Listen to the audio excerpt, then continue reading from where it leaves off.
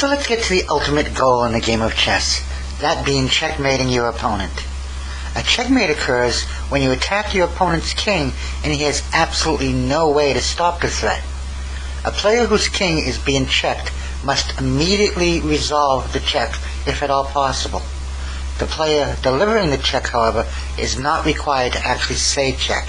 That's considered a mere courtesy and is not required. There are three ways for a king to get out of a check. Take the attacking piece, block the attacking piece, and run away. If the checked king cannot accomplish any of these options, the position is a checkmate, and the player with the checked king loses the game. A few points should be noted. It is not possible to block a knight, since it can jump over any piece. It's not possible to block a piece that's only one square away. It is not possible to block or take both attacking pieces in the case of a double check. A double check results from a discovered attack, such as this example where one piece moves and delivers check while exposing the king to another attack created by the first piece's movement. The way you force a checkmate is by eliminating all of the potential spaces your opponent's king can move to so he cannot escape, manipulating the position so no piece can interfere or block the attack, as well as be certain the attacking piece or pieces cannot be taken. By nullifying the three ways out of a check, you manipulate the board to deliver your checkmate. A few basic checkmates are a back rank mate. This mate uses your opponent's own pieces against him since they stop him from escaping, and rook takes away all of the remaining flight squares as well as the square the king is on. Staircase mates. By driving your opponent's king to any side, you can actually use the board edge to help mate the king. If you recall in a lesson for the king, a king on the side has only 5 moves and only 3 in the corner. Therefore, there are less squares that you have to take away to deliver mate. You can force your opponent to a side by drawing a line across the board with either a queen or a rook. The line created can never be crossed by the king and totally holds him to that side. With 2 pieces, you can alternately move to force the king to the side and checkmate him. There are countless checkmates. These 2 are just the tip of the iceberg. Fool's Mate. Very often people will ask what the shortest game possible is in chess. Now, having been a USTF tournament director, I'm inclined to respond that the answer is 0 moves, since a player can actually resign before the game begins. Almost every time, though, that this question is asked, the person actually wanted to know the shortest number of moves leading to a checkmate. Now, in my experience, many people, especially those with some basic chess knowledge, usually respond that the least number of moves resulting in a checkmate is 4, referring to the scholar's mate. This is incorrect, though. The correct response, and the least number of moves required to checkmate from the beginning of the game, is black mating white in only 2 moves. Called a fool's mate. The moves are: white moves to f4, black responds pawn to e6, white foolishly moves his pawn to g4, and black responds with queen to h4. At this time, the white king is being attacked. He cannot take the queen, he cannot block the attack, and he has no safe square to run his king to. Checkmate. Called a fool's mate. This mate rarely occurs since it requires white make 2 very specific bad moves. It does happen, however, occasionally, most often with beginners. This is the shortest number of moves possible that result in a checkmate.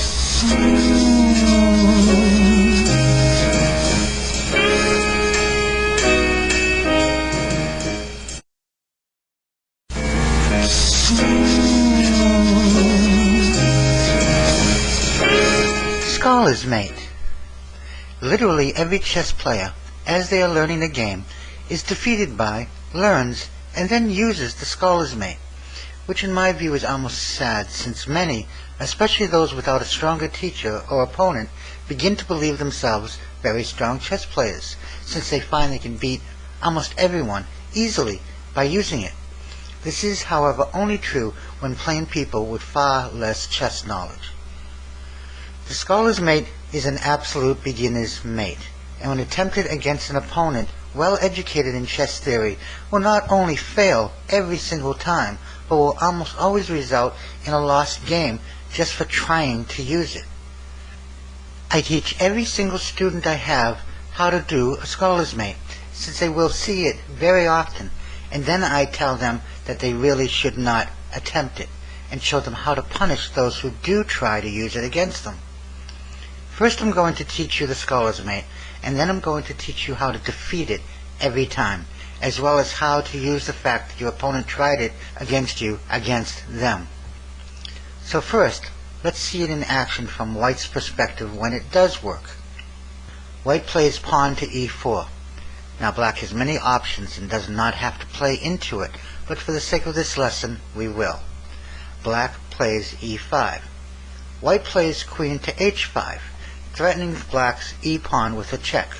Bringing a queen out early is actually a very bad thing to do. Black counters this with knight to c6, protecting the e-pawn. White continues with bishop to c4, now having two pieces aiming at Black's weakest point at the beginning of the game, his pawn on f7.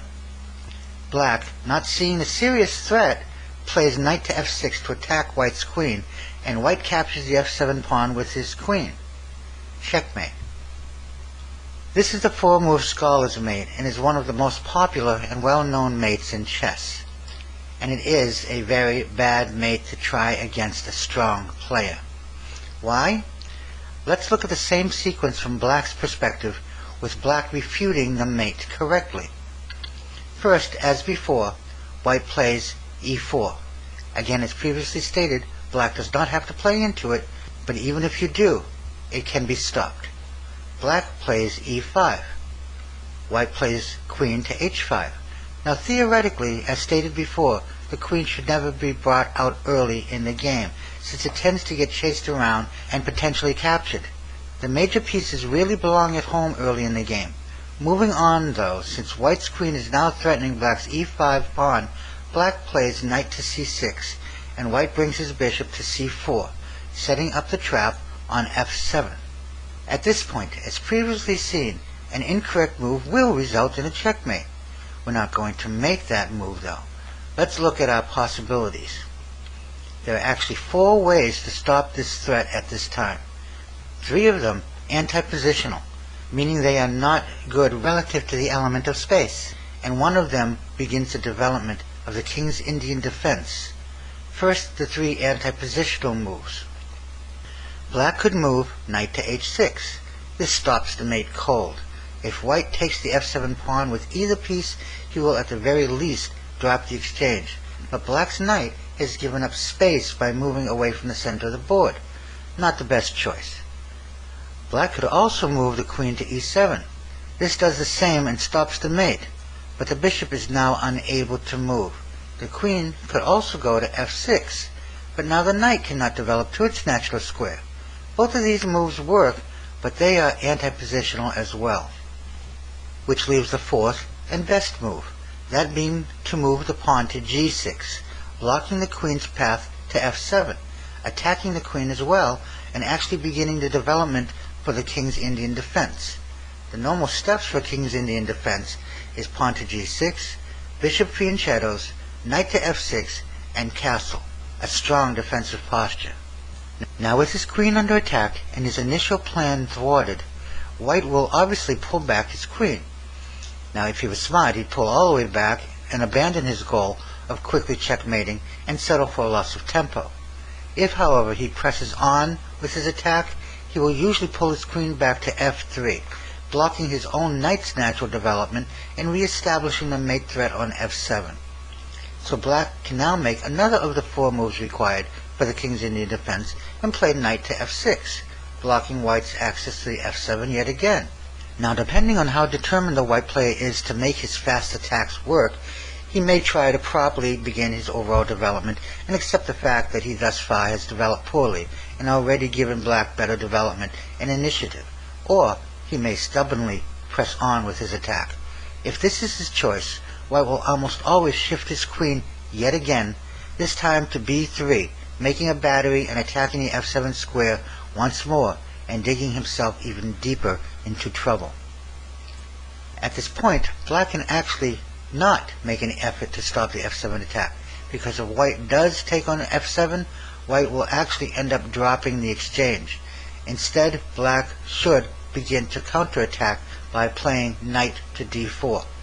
Note that now the harassing of white's queen will begin in earnest.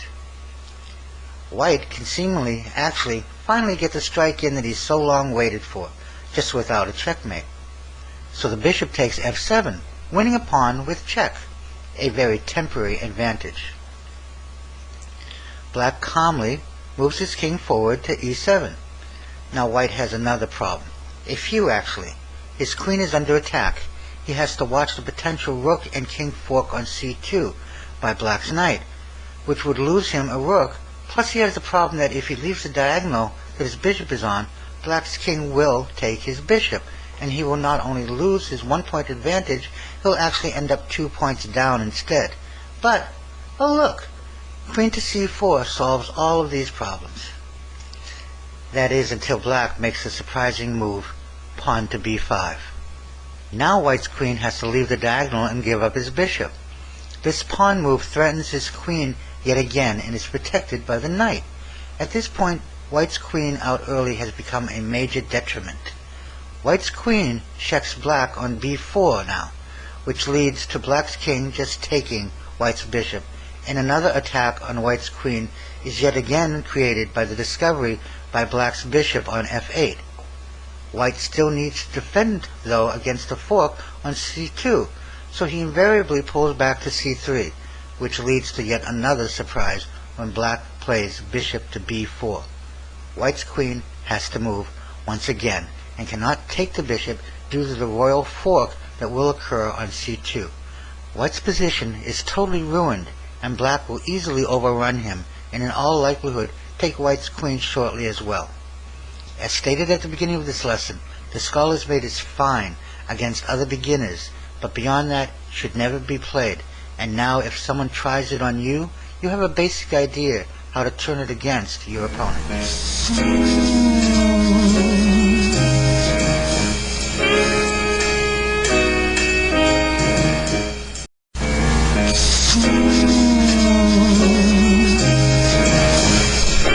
Back rank mates. As you learn more and more about chess, you will begin to find numerous times a back rank mate will present itself, or at least the potential of one. In such a circumstance, you may find it useful to encourage your opponent to make an error that allows you to accomplish one. Actually, the term in chess for when your opponent actually makes an error and assists you in mating them is called a help mate.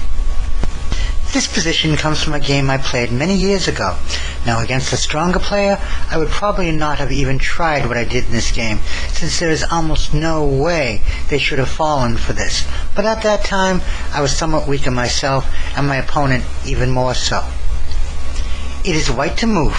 There is a clear path to the back rank for white's rook, and it would be a back rank mate if it were not for the fact that the knight can come back to block the rook's check, stopping the checkmate. So I thought, why not remove the guard? I don't need my queen to win. What I need is for that knight to move forward.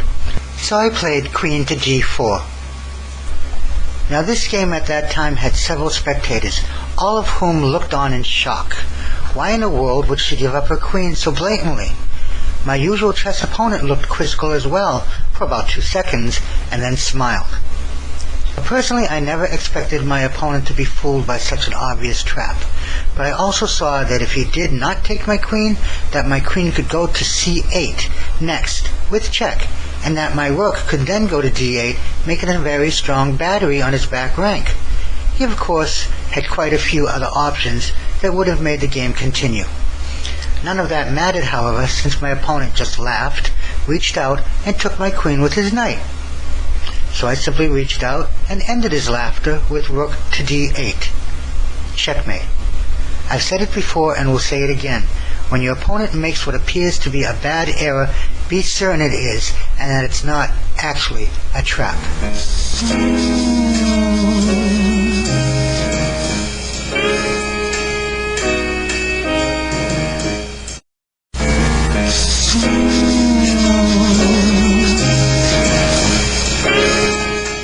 Smothered Mate. I have personally used this sequence a great many times during my chess career. Almost every person who has not seen this before makes the same error when they face it for the first time. Let me start by developing the pieces up to a critical point and ask you what you believe should be done to continue. White plays pawn to e4. Black plays pawn to e5. White plays knight to f3. Black responds with pawn to d6. This is called the Philidor defense. White continues with bishop to c4, and black plays bishop to g4, pinning white's knight to his queen. White then plays knight to c3, and black makes the move pawn to h6. Now personally, I've never fully understood the rationale of this move. Pawn to h6 seems to do nothing except to possibly prepare for some continuation or blockade on the g5 square. I have, however, seen players as black make this move time and time again. One of the grandmasters I studied under used to call this a doodah move, meaning a move that does virtually nothing. Regardless, we now find ourselves in this position with white to play. So tell me, what would you do if I played the move knight takes e5, exposing my queen to your bishop? Would you take my queen? Now I'm going to pause the video. Click resume when you've decided on your move. Pause. Okay, did you decide to take the queen? Most players would, since they see no real danger elsewhere and can't resist the temptation of going up by so much force. I've actually had opponents laugh and tell me that I had no idea how to play chess as they snatched my queen up with glee. White, however, will just play the following moves calmly. Bishop takes f7. Remember, that's black's weakest square at the beginning of the game, and checks black's king. Now black cannot take the bishop since it's actually protected by the knight on e5, despite the fact that that knight could be captured. When you're in check, though, you must respond to the check and can do nothing else whatsoever. So black must move his king, and because the knight yet again covers one of the other flight squares, d7, he's forced to go to e7 with his king. It's his only option. So black moves to e7.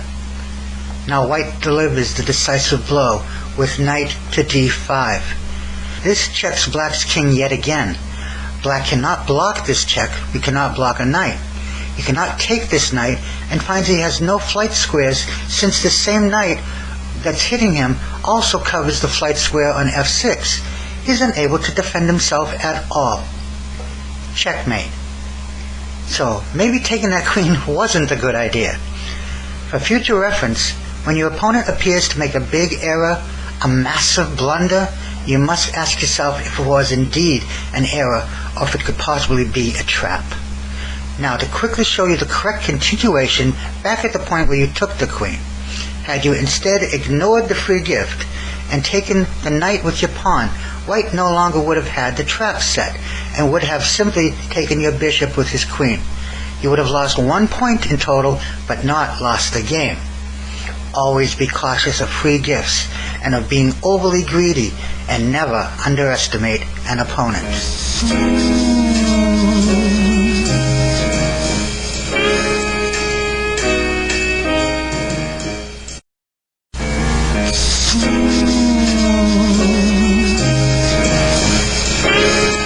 Smothered Mate. This is a fairly well-known example of a smothered mate. By definition, a smothered mate is one where one player is checkmated when in a situation where his king is completely surrounded by his own pieces, resulting in a position where their king has no moves at all and then are checkmated by an opponent's knight. Very often, but certainly not always, a pinned piece is one or more of the surrounding pieces as well. A smothered mate can result at any phase of the game if it is set up and overlooked by the losing player. This specific example happened rather fast and early in this game. Let's see how it transpired. White starts with pawn to e4. Black played pawn to c6. White played knight to c3, and black moved his pawn to d5, the Caro-Kann defense. White moved knight to f3. The two knights attack. Black continued with d takes e, capturing a pawn and attacking white's knight. White captured back to get the point back with knight times e. Black develops his king's knight to f6, as well as attacking white's knight. Probably not the soundest development move, since a trade of knights here would initiate by white, black having doubled pawns outside of the center 2 files. This did not occur though, since white decided to now develop his queen to e2. Black now decides to defend against the trade, as well as develop his other knight by moving it to d7, which unfortunately for him allows white's knight on e4 to move to d6. This move checks black's king, creates a pin against the e7 pawn due to the discovered attack by white's knight's move, leaving a hole behind on e4 that activates white's queen, making it impossible to take the checking knight with the e7 pawn. Black's king has no move at all due to his own crowded pieces, and the knight cannot be blocked or captured. Checkmate. Smothered mates can be accomplished in several ways. Be careful when surrounding yourself with your own pieces.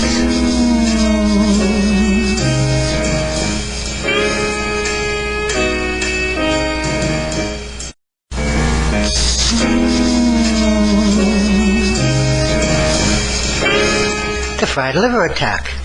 Every single student I have ever had has smiled or openly laughed when I introduce them to the fried liver attack. I simply say, hey, I didn't name it. It is a good addition though to any developing player's opening repertoire. This is actually a very aggressive attack early in the game, where white tries to take advantage of black's initial f7 weakness quickly. It does violate the opening theory rule that you should not move the same piece twice during the opening phase of the game, and usually fails if black is well versed on how to respond to it, but oftentimes it can defeat a less experienced player. White starts with e4. Bobby Fischer once remarked that e4 was proven and was the most common first move he made. Black responds with e5. White continues with knight to f3, attacking the e5 pawn. Black defends the pawn with knight to c6. White then plays bishop to c4, the Italian game, and black continues with knight to f6, the two knights defense against the Italian game. Now this position invites the fried liver attack. At higher levels, the fried liver is not often seen, since black's correct play against it can actually give him a reasonably good game. But the sharp tactics involved in this attack makes it mandatory that black play correctly, or he will find himself in an awful lot of trouble. I've heard players say that black, in the fried liver, is basically walking on a razor's edge. So if white decides to use a fried liver, this is the time to decide to do so, and it starts with the continuation, knight to g5, creating a double attack on black's initial f7 weakness. Now to stop this attack, black must find the least expensive way to block it. The move d5 is often played, blocking the bishop from f7 with two pieces defending the pawn.